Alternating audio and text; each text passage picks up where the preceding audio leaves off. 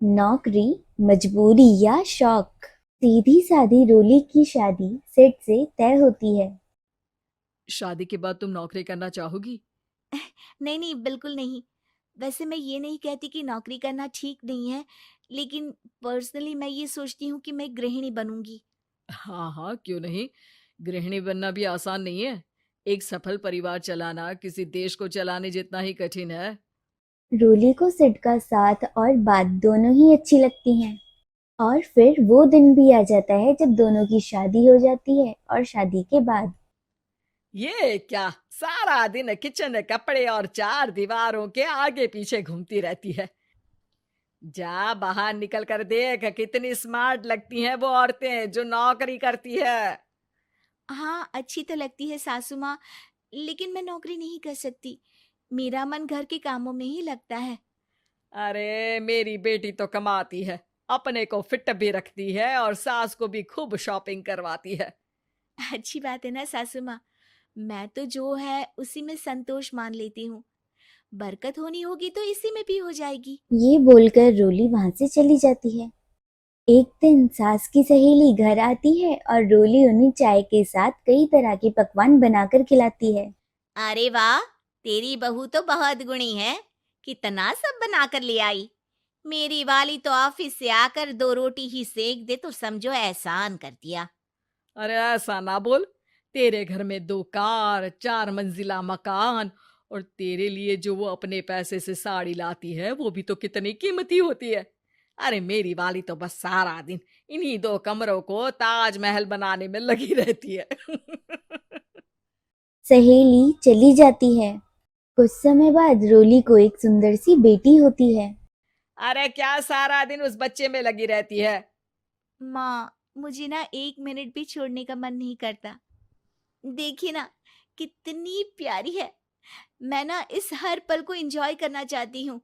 अरे हाँ, हाँ, हमने भी बच्चे पाले हैं। हम भी जानते हैं कि कितने प्यारे होते हैं और अपने बच्चे को बढ़ता हुआ देखना कितना अच्छा लगता है।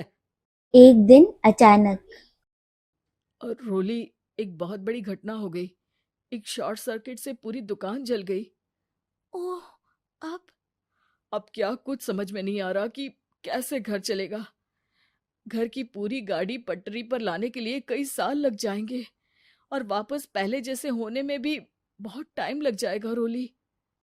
रोली कुछ सोचती है, फिर अपने 3 महीने के बच्चे को देखती है। आप कहें तो मैं नौकरी शुरू कर दूँ? माँ मुन्नी को देख लेगी, फिर शाम को तो मैं घर आ ही जाऊँगी। सिड कुछ कहता, इससे पहले उसकी सास वहां आ जाती है। अरे हाँ, हाँ, अब भी तुझे नौकरी करने के लिए पूछना होगा। अरे घर पर इतनी बड़ी विपदा आ गई है, तू है कि बच्चे का मुंह देख रही है।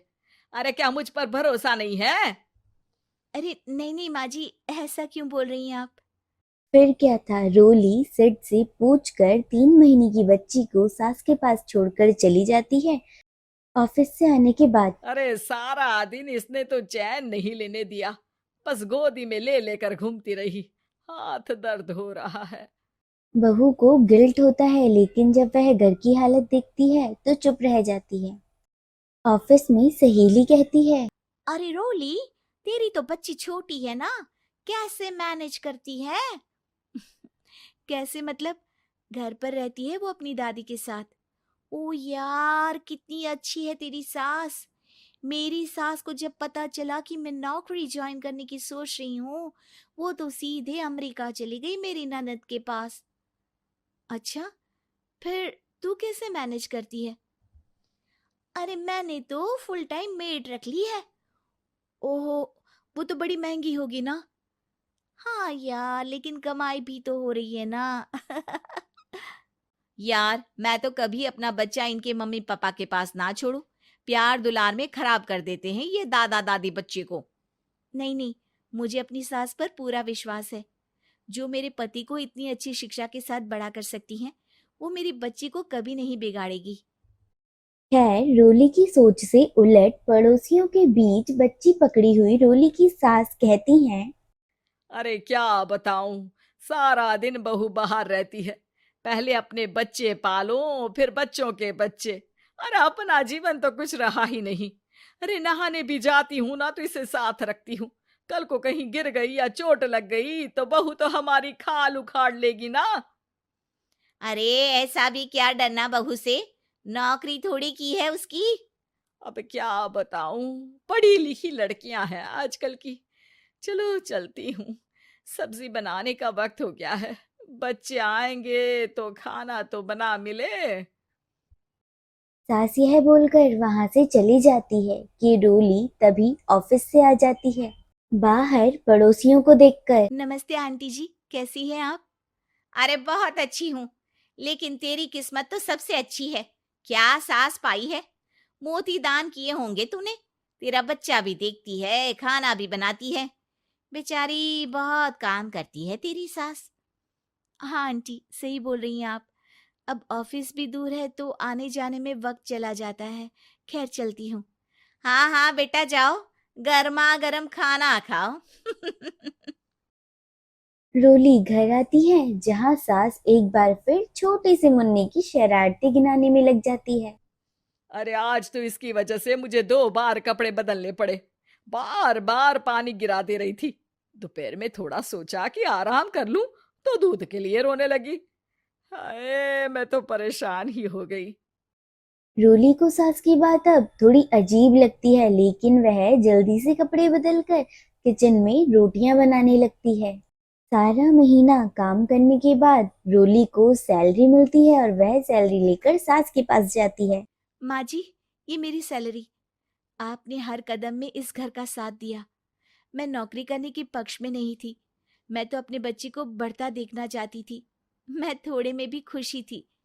कभी मैंने आपको किचन में पैर नहीं रखने दिया था। घर की मुसीबत नहीं आती तो मैं कभी इन जिम्मेदारियों को आप पर पड़ने नहीं देती। अब सास को समझ आता है कि उसकी गलती कहाँ थी। वह हाथ में पैसे देखकर कहती है, मैं पढ़ी लिखी नहीं थी तो पति ने भी कभी पैसे हाथ में नहीं रखे। बेटे ने भी गल्ला संभाला, लेकिन तूने मुझे समझा। ये मेरा सम्मान है कि एक बहू होकर तूने पूरी सैलरी मेरे हाथ में रखी बेटा।